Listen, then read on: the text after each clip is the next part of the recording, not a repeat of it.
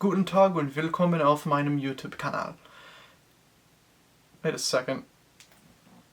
I'm talking about a French film today. Entschuldigen Sie. Today we're going to be talking about Raw. This is from Julia Ducournau, and this is Shout Factory's release for it. This is the first time that this film has been on Blu-ray in Canada or the United States in Region A, and I'm super happy that this wasn't put through a more obscure boutique label. This is a really reasonably priced Blu-ray. This is a great deal.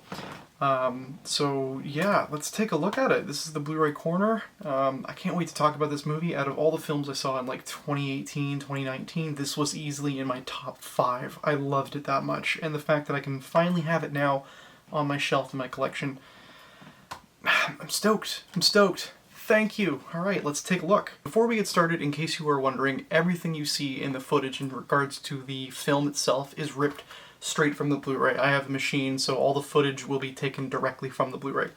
Naturally, it'll look a lot better on your actual system than it will in the YouTube video because of YouTube compression, and it just might make it look a lot worse. Just believe me, the footage looks a lot better when you actually watch it on a system and not on a compressed as shit YouTube video, so forewarning. For me, I thought Raw was a very visceral film. It took a coming-of-age cannibalism story and ran with it, showing Justine's descent into her animalistic nature and her attempt to balance her school life with this new unsettling behavior awakening inside her. They didn't just have her standing on the sidewalk with her hands in her pockets going, well, guess I'm a cannibal now. She fights tremendously against it. Even going through her withdrawals, she's trying not to become this abomination despite every sign showing that she's fighting an uphill battle, and that's what makes it compelling. Like I said earlier, Raw features some pretty gruesome and shocking imagery, and seeing it again, I am not ashamed to admit that there was more than a few scenes that caused my shoulders to meet my ears because I was cringing so hard, and any film that can manage to get me to do that is worthy of a recommendation in my book. Some viewers will be quick to notice that Raw was shot digitally. So, like the last film I talked about on the Blu-ray Corner, Raw has no film grain, and because of this, the whole picture looks really sharp. Very, very crisp. The items in close-up shots like faces, clothing, and textures yield a lot of fine detail, and it's so nice to see because I originally saw this on Google Play, and while I think it looked nice watching it that way, watching it from a physical disc is always leaps and bounds better than watching it over bandwidth. And while rewatching it, I wasn't able to notice any real problems with the image. It's a pretty damn good transfer and a great looking film all around. And one of the best things about this film is that it's utilizing natural lighting. All the footage shot during the daytime looks excellent, which is a nice juxtaposition to the sheer intense imagery that it's highlighting. Raw also has some excellent use of color. There are a lot of scenes with blood and gore, and the natural lighting helps make the blood look genuine, which is great for immersion. A lot of the film has a very subdued color palette, so when bright colors are introduced, they really stand out visually, especially during a scene featuring a party with lots of flashing lights and body paint. It's really impressive how such a grim and intense film can have so many vibrant colors in it. So with the visuals and the story out of the way,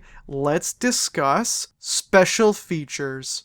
Raw's bonus material is another aspect where this release shines. I wrote shins in the review, so it's packed with a lot of extra content, and I'm sure fans like myself are tickled pink to learn this. We get a commentary track featuring Raw's director Julia Ducournau and film historian Emma Westwood, Genre Matters, Women Genre Filmmakers, which is a 2016 panel from Monsterfest featuring a handful of women directors working in the genre of horror, opening night introduction, a post-screening Q&A from Monsterfest, À votre goût, another interview with Julia Ducournau and Emma Westwood where they talk about the filmmaking process and the story points of Raw, Julia Ducournau on, a short conversation with Julia and film critic Alexandra Heller-Nicholas. And there's also a handful of deleted scenes, promos, TV spots, and a couple of trailers. These are some excellent supplemental features, and being able to see them in HD is great too. Now there's a release done by Second Sight in the UK that's filled to the brim with even more bonus features that I wish I could have gotten a hold of, but unfortunately, not only was it very expensive to convert to Canadian dollars, but it was also a very limited edition and a Region B locked release, so it would have just been a very pretty paperweight for me, and so the Scream Factory release is a very happy alternative.